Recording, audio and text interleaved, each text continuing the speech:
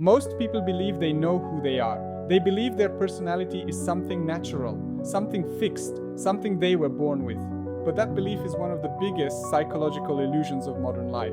Because the uncomfortable truth is this: most people don't live as who they are. They live as who they had to become. And what makes this disturbing is that almost nobody questions it. From the moment you are born, your brain starts collecting data.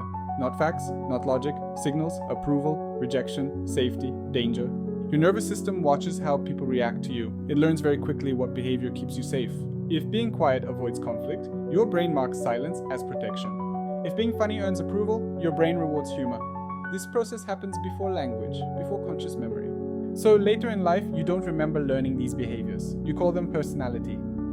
Here's the key difference most people never learn. Authenticity is who you are. Adaptation is who you became. Adaptation keeps you alive. Authenticity keeps you fulfilled. But your brain doesn't prioritize fulfillment. It prioritizes survival. So it chooses the version of you that creates the least resistance. Over time, that version becomes automatic. And what's automatic feels natural. This is why people defend their personality even when it's hurting them. Many people reach adulthood and feel something is missing. They have relationships, they have careers, they function well. But internally, they feel disconnected. This happens because external success does not correct internal misalignment. If your identity was built to avoid pain, no achievement will ever feel enough. Because you're living a life designed to survive, not to express. That's why rest feels uncomfortable, silence feels heavy, and distraction becomes addictive. When people try to change, they often experience anxiety, guilt, or fear. They assume this means change is wrong. Psychologically, the opposite is true. Anxiety appears when the nervous system senses unfamiliar territory.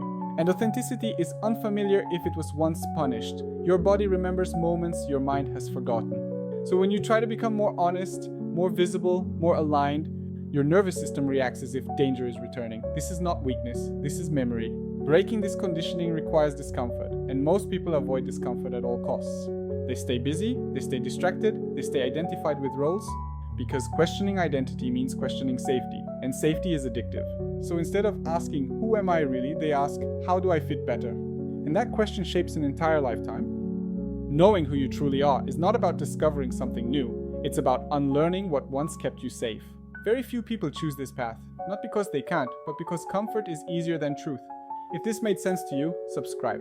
This channel exists for people who feel something is off, but were never given the language to explain it.